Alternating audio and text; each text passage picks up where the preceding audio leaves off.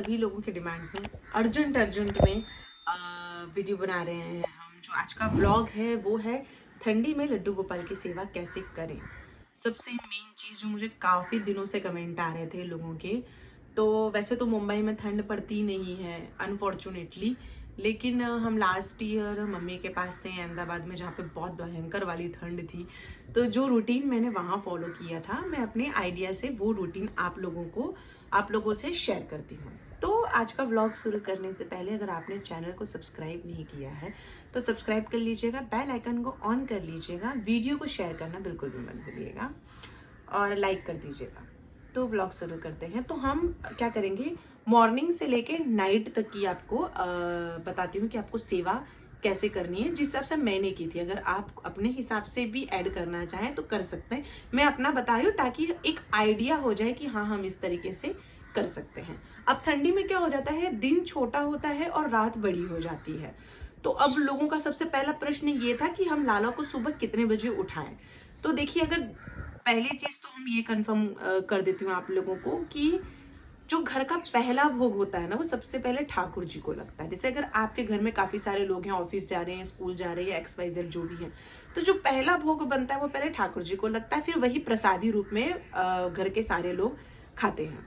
तो वैसे भी जहां तक हो सके हम 7 साढ़े 7 बजे तक हमें लड्डू गोपाल को उठा देना चाहिए। वो उठ भी जाते हैं क्योंकि हम रात्रि को 9 बजे उन्हें सुलाते हैं, 9 साढ़े 9 तक। तो सुबह आप उनको 7 साढ़े 7 बजे तक उठा दें। उनको उठाने के बाद उन्हें आप गुनगुना जो दूध होता है, जिसे ज़्यादा ठंडा भी नहीं ज़्यादा गर्म भी नहीं, सब नॉर्मली क्या करते हैं ठंडा करके पिलाते हैं, लेकिन जब ठंडी का टाइम है तो हमको हल्का सा गुनगुना रखना है। दूध के साथ पानी रखें, हल्का सा गुनगुना, ज़्यादा ठंडा पानी नहीं। साथ में अगर आप खजूर, अगर आपको लगता है, अगर आपके पास है या आप अफोर्ड कर सकते हैं, आपकी क्षमता में के अनुसार अगर खजूर आप परचेस कर सकते हैं तो 1 या 2 खजूर आप उनको गर्म दूध के साथ दे सकते हैं। अगर नहीं तो आपके पास ड्राई फ्रूट है, जो भी चीज़ आपके पास सुविधा है उस हिसाब से आप दे सकते हैं, या तो चाहे तो आप सिर्फ दूध भी दे सकते हैं। ये आपके ऊपर है, मैं अपना बता रही हूँ आपको, ठीक है। एक बार सुबह का भोग उन्होंने कर लिया, अब कराएंगे हम स्नान। तो स्नान के दरमियान अब लोग ये बोल रहे हैं कि बहुत ज्यादा ठंड है तो लड्डू गोपाल को स्नान कराना जरूरी है। तो जी बिल्कुल जरूरी है, क्योंकि वो आपकी और मेरी तरह इंसान नहीं है। तो हम जो अपने साथ करते हैं वैसा हमें उनके साथ नहीं करना है। वो भगवान है और उनकी कृपा से हमें सेवा का सौभाग्य प्राप्त हुआ है, ताकि हम अपना ये जो जीवन है, जो व्यर्थ जा रहा है, जो बेकार जा रहा है, उसको हम प्रभु की सेवा में लगाएं और अपना उद्धार कर सके उनकी कृपा से। तो हमें वो सांसारिक चीजें नहीं करनी है, इस चीज का हमें ध्यान रखना है। आपको रोज उन्हें स्नान कराना है, लेकिन आपको उनको पूरे कपड़े उतार के स्नान नहीं कराना है। इस चीज का आप लोग सब ध्यान रखें, क्योंकि ठंडी बहुत ज्यादा होती है। उनके ऊपर कोई कपड़ा आप रख दें, जैसे कि कॉटन का कोई भी कपड़ा लपेट दे, या जो भी आपके पास हो, कोई भी कपड़ा उनके शरीर पे रख के ही आप उनको गुनगुने पानी से स्नान कराएं। पानी न ज्यादा ठंडा होना चाहिए न ज्यादा गर्म होना चाहिए, उस हिसाब से आप उनको स्नान कराएं। स्नान में तुलसी दल होना बहुत ज्यादा जरूरी है। भगवान के हर चीज में तुलसी अर्पित किए बिना वो कोई भी चीज स्वीकार नहीं करते, ऐसा उन्होंने स्वयं कहा है। इसलिए मैं आपको बार बार हर व्लॉग में ये रिमाइंड कराती हूँ।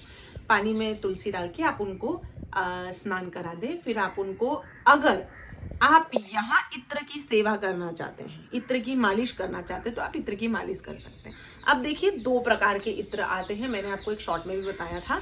एक कपड़ों पे लगाने के लिए आता है और एक देह पे लगाने के लिए आता है। कपड़ों वाला क्या, अगर आप देह पे लगाते हैं तो कभी कभी क्या होता है, जलन हो सकती है, इस चीज का हमें ध्यान रखना है। तो जो बदन में लगाने वाला जो इत्र आता है वो अलग आता है। कोई भी अगर श्री वृंदावन धाम जाता है तो आप वहां से मंगवा सकते हैं, देख सकते हैं, आपको मिल जाएगा कहीं। अच्छे जो इत्र होते हैं थोड़े से कॉस्टली होते हैं, जैसे मैं भी वृंदावन धाम से लेके।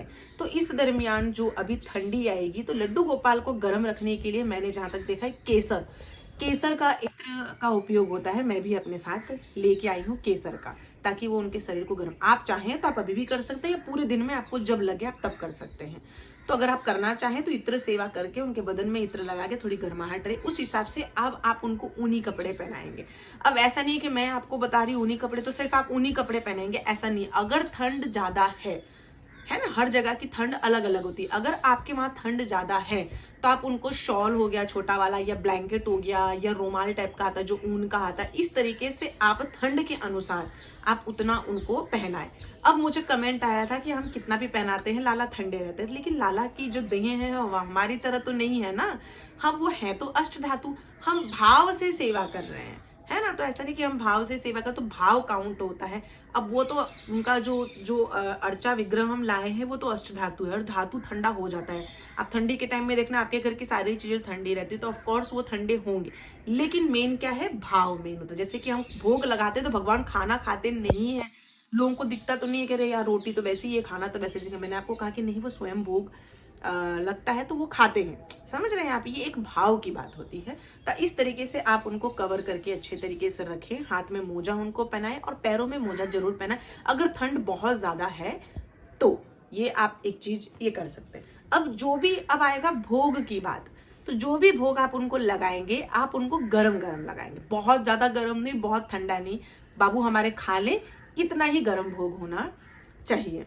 इस चीज का आप ध्यान रखें। अब भोग में क्या, अब जैसे कि ठंडी का टाइम है तो सीजन के हिसाब से सारे फ्रूट्स आते हैं, सब्जियां आती हैं, तो उस तरीके का ही भोग आप उनको लगाएंगे। जैसे कि अब देखिए बाजरे का टाइम होता है, बाजरे की रोटी लोग खाते हैं, मटर आ गया है तो मटर खाते हैं, मटर की सब्जी बना के खाते हैं। तो गरम गरम जो चीजें होती है उस तरीके का जैसे सब सेवन करते हैं वैसे ही आपको लड्डू गोपाल को भी लगाना है। अब देखिए हर संप्रदाय में अलग अलग तरीके का भोग का है। जैसे बहुत सारे लोग मुझे कहते हैं कि हम गाजर नहीं लगाते हैं, तो हम लगाते हैं। हम गाजर का भोग लगाते हैं, हम टमाटर का भोग लगाते हैं, हम बैंगन का भी भोग लगाते हैं। ये हमारे संप्रदाय का मैं बता रही हूँ। आप नहीं लगाते हैं तो आप मेरी बात सुन के बिल्कुल भी मत लगाइएगा। ऐसा जरूरी नहीं कि जो मैं कर रही हूँ वही चीज आप करें, ऐसा जरूरी नहीं है। जो आप फॉलो कर रहे हैं वही आप फॉलो करें। हम अपने संप्रदाय और हमको जो रूल्स बताए गए हैं हमारे गुरु ने, हम उसके हिसाब से सेवा करते हैं। तो हमारे में क्या क्या मना है खाने के लिए, हमारे में लहसुन प्याज मना है, भगवान को हम लहसुन प्याज का भोग नहीं लगा सकते। मशरूम का भोग हम लड्डू गोपाल को कोई भी भगवान को नहीं लगा सकते हैं। प्लस हम मसूर की दाल का भोग भी नहीं लगाते। उड़द हम खाते हैं, उड़द का दाल हमें अलाउड है, क्योंकि जो मैंने बुक पढ़ी है उसके अंदर मैंने देखा मसूर, अनियन गार्लिक और मशरूम, इस चीज का भोग हमारे में नहीं लगता है। बाकी हम सारी चीजों का भोग लगाते हैं। तो ठंडी में आ जाता है गाजर का सीजन, तो हम गाजर का हलवा भी गरम गरम लाला को खिला सकते हैं। अगर आप लोग नहीं खिलाते तो इस चीज को अवॉइड कीजिएगा। देखा देखी भक्ति मत कीजिएगा, जिसको आप जो चीज आप फॉलो कर रहे हैं उसके हिसाब से कीजिएगा। ये हो गया दोपहर का टाइम। अब जब हम उनको सुलाएंगे, तब सुलाने की जब बात आएगी तो पंखे वंखे बिल्कुल आप मत चलेगा। उनका जो बिस्तर है वो गर्म वाला बिस्तर रखिएगा। जैसे कि अगर आप देखेंगे मार्केट में आपको मिल जाएगा ऊनी टाइप का जो होता है, मखमली टाइप का, वैसे बिस्तर रखिए। अगर आपके पास नहीं है तो कोई इशू नहीं है। ब्लैंकेट होता है ना जो डबल ब्लैंकेट, मेरे पास भी होगा। देखो एक तरीके से मैं आप लोग को दिखा। अब देखिए मेरे पास इस तरीके का ब्लैंकेट आप देख रही है, थोड़ा सा बड़ी साइज है। ये मेरे दोनों लाला इसके अंदर आ जाते हैं। मैं अहमदाबाद से लाई थी मम्मी। तो पहले क्या करती हूँ, ये बड़ी साइज है तो पहले एक बार ये बिस्तर रखती हूँ, उसके ऊपर ये ब्लैंकेट बिछाती हूँ, फिर उसके बाद वापस से इसी ब्लैंकेट को फोल्ड करके मैं लाला को उड़ा देती हूँ। इस तरीके से हम उनको सुलाएंगे। उनके पास आपको पानी जरूर रखना है, पानी रखना बिल्कुल भी मत भूलिएगा। हल्का गुनगुना करके ग्लास में या छोटे से लोटे में हल्का सा ढक्कन खुला रख के आप उनके पास रख दीजिए। राधा रानी और लड्डू गोपाल दोनों की सेवा की बात कर रही हूँ मैं। इस तरीके से आप उनकी सेवा करेंगे। संध्या के समय जो रेगुलर टाइम पे उठाते हैं आप उनको 4 बजे 4:30 बजे, लेकिन इसके दरमियान अगर आप चाहें, अगर आपकी इच्छा है तो आप थोड़ी देर उनको धूप में बिठा सकते हैं। उनके शरीर को धूप लगना भी जरूरी है। अब ये आपको किस टाइम करना है, आप चाहें तो आप ये दोपहर में भोग से पहले कर सकते हैं, या चाहें तो भोग के बाद कर सकते हैं। ये आपके ऊपर निर्भर करता है कि आप उनको कितनी देर धूप दिखाना चाहते हैं। आप ये चाहें तो आप सब जब सुबह 11 साढ़े 11 बजे का टाइम होता है उस दरमियान आप चाहें तो उनको सुबह लेके बैठ सकते हैं, या तो सुबह 9 बजे ब्रेकफास्ट के बाद, जैसे हम सुबह भोग लगा देते हैं उसके बाद। ये आपके ऊपर निर्भर करता है। मैं आपको सिर्फ बता देती हूँ करना कैसे किस टाइम पे है, वो आप अपने हिसाब से देख लीजिए। आप किस तरीके से उनकी मालिश करेंगे। अब ठंडी में ना मालिश का बहुत ज्यादा इंपॉर्टेंस होता है, क्योंकि बहुत ज्यादा ठंड होती है। तो बहुत लोगों ने पूछा था हम किस तरीके से मालिश करेंगे। देखिए आप सरसों के तेल का यूज कर सकते हैं। हल्का सा तेल गुनगुना कर लीजिए सरसों का, उसको थोड़ा ठंडा होने दीजिए, फिर उससे आप लड्डू गोपाल की मालिश करें। अगर आप सरसों के तेल की मालिश नहीं करना चाहते तो आप घी से भी मालिश कर सकते हैं। हल्का सा घी ले लीजिए, उसको पिघला दीजिए, क्योंकि ठंडी में जम जाता है। फिर उससे मालिश कर सकते हैं। नारियल के तेल से, तिल के तेल से भी, इन 4 चीजों से अगर आप मालिश करना चाहें तो कर सकते हैं। इत्र तो है, अगर इत्र नहीं है तो इन सब चीजों से भी आप मालिश कर सकते हैं। ये आपके ऊपर निर्भर करता है कितने बजे करना है, वो आपके ऊपर है। 9 से 12 बजे के बीच में आप जब करना चाहें, क्योंकि दोपहर को तो वो सो जाएंगे। अगर आप चाहें तो फिर 4 बजे उठाने के बाद भी आप मालिश कर सकते हैं, वो आपकी मर्जी। फिर जब दोपहर में वो उठेंगे फिर आपको यही प्रोसेस फॉलो करना है। आपको उनको पानी पिलाना है और जो भी भोग आप उन्हें लगाना चाहिए। अब देखिए ठंडी में क्या होता है, काफी लोग खाते पीते रहते हैं, क्योंकि ठंडी के टाइम में बहुत कुछ खाने को हमको मिलता है, जैसे चिक्की मिलता है, गुड़ मिलता है ना। हम देखो तिल का चिक्की बनाते हैं, लड्डू बनाते हैं, मूंगफली के लड्डू बनाते हैं, खजूर के बनते हैं, बहुत प्रकार के आपको लड्डू मिलेंगे, या गुड़ की चीजें बहुत बनाई जाती हैं। इस दरमियान आप कुछ भी बना के रख सकते हैं और लाला को भोग लगा सकते हैं। गुड़ हो गया, दूध हो गया, गुड़ पानी हो गया, या जैसा भी आपके पास सुविधा है, आपकी इच्छा शक्ति अनुसार आप उनकी सेवा करें। जब आप उनको उठाते हैं तो उनके पास ठंड के हिसाब से पूरे कपड़े आप उन्हें रखेंगे। पूजा की बात मैं आपको बता दूं कि लोग कहते हैं कि हम तो उनको बेटा मानते हैं, पुत्र मानते हैं, सखा मानते हैं, तो पूजा करना जरूरी है। तो एक चीज मैं आपको बता देती हूँ, वो आपके सखा हैं, आपके पुत्र हैं, लेकिन सबसे पहले वो भगवान हैं और वो आपका उद्धार करने आए हैं। तो इस चीज को ना भूलते हुए सुबह शाम आपको उनकी पूजा करनी है। अगर आप उन्हें अपने ही पुत्र की तरह समझेंगे तो क्या मतलब हुआ, आपका पुत्र तो है ही ना आपके पास, आपकी पुत्री भी है, आपके सखा भी हैं, बहुत सारे दोस्त होंगे। तो उनमें और श्री कृष्ण में अंतर क्या है? अंतर ये है कि श्री कृष्ण हमारे प्रभु, हमारे भगवान हैं, और बाकी जो लोग हैं वो इंसान है। तो दोनों में फर्क है, इस फर्क को समझिए। एकदम से सेवा में इतना आप लोग मत खो जाइए कि फर्क ही भूल जाएं कि वो भगवान है। ठीक है, तो आपको सुबह शाम उनकी पूजा करनी है बिना भूले। अब शाम का टाइम आएगा, शाम के टाइम आप उनकी पूजा करें। जो भी आप उन्हें भोग लगाना चाहते हैं, आप रात्रि के समय उन्हें भोग लगाएं। अब मुझसे भी लोग ये पूछे थे कि स्नान कराना रोज, मैंने आपको जवाब दिया हाँ कि स्नान आपको रोज उन्हें करवाना है। अब लोगों ने मुझसे ये पूछा था कि अगर हम शौच करने जाते हैं, जैसे लघु शंका हो गया, पॉटी हो गया, शुशु हो गया, सिंपल वर्ड में बोलते ताकि सब लोग समझ सकें। अगर हम पॉटी करने जाते हैं तो पॉटी करके स्नान, जैसे हमारे में हम पॉटी करने जाते हैं तो स्नान करते हैं, हम स्नान करके ही फिर सेवा करते हैं। जैसे कि अगर मैं पॉटी करने गई और मैं इस कपड़े में गई हूँ तो मैं ये कपड़ा उतारूंगी, स्नान करूंगी और नए कपड़े धारण करूंगी, ये कपड़ा वापस नहीं पहनूंगी क्योंकि मैं इस कपड़े में पॉटी करके आई थी। हम सुसु करने जाते हैं तो जब सुसु करने आप जाएं, आप अपने प्राइवेट पार्ट को अच्छे से धोएं, हाथ पांव को धोएं, मुंह को धोएं, और जो कुल्ला करते हैं पानी से वो करें। उसके बाद आप लड्डू गोपाल की सेवा कर सकते हैं। अब बात आती है कि ठंडी में ये प्रोसेस हम कैसे करें। तो देखिए, भक्ति जो है ना एक तपस्या है, हाँ, लेकिन अगर आपकी हेल्थ की इशू, अगर आपको लग रहा है कि आपकी तबीयत खराब हो सकती है बार बार स्नान करने से, तो आप तुलसी का पानी हो गया या तो गंगा जल, कोई भी पवित्र नदी का जो जल अगर आपके पास है, आप अपने ऊपर छिड़काव कर सकते हैं। अपने ऊपर ऐसे छिड़क के फिर अगर आप चाहे तो सेवा कर सकते हैं। ये मैंने इसलिए पूछा था क्योंकि मेरे को भी एक बार लूज मोशन हो गया था तो मैं सेवा नहीं कर पा रही थी। तो मैंने पूछा था तो पंडित जी ने कहा था कि हाँ, आप इस तरीके से मैनेज करना चाहें तो आप कर सकते हैं। तो ये एक चीज आप फॉलो कर लीजिए, मैं ये बताना भूल गई थी।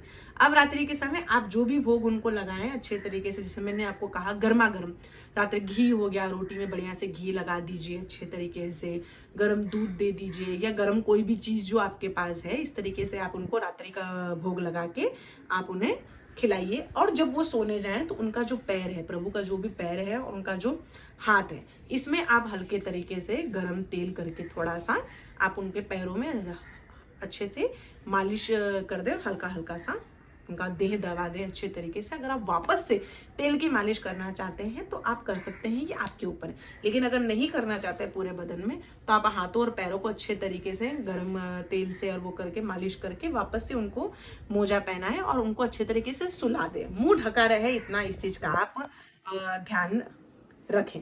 और रात्रि के समय भी अगर आप दूध पिलाना चाहते हैं अपने तरफ से तो आप इनको बिल्कुल दूध पिला सकते हैं। सीरा हो गया, सेवई हो गई, खीर हो गई, जो भी गर्मा गर्म चीजें इस दरमियान आप उन्हें भोग लगाना चाहें आप लगा सकते हैं। ठंडी के समय आप भोग तो देखो मैं ऐसा बोलती हूँ 4 टाइम हम लगाते हैं, लेकिन अगर ठंडी का समय है, बहुत सारी चीजें आती रहती हैं घर में, तो अगर आप 1-2 बार कोई चीज ज्यादा भी अगर आप भोग लगाना चाहें तो लगा दें। सब जरूरी नहीं है कि 4 बार बोला है तो 4 ही बार भोग लगे।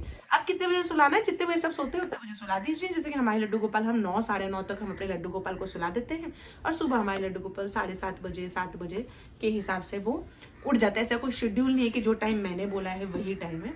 आपके घर में जिस हिसाब से चीज़ें मैनेज होती हैं, आपके लाला को जब उठना होता है आप उस हिसाब से उनको उठा सकते हैं।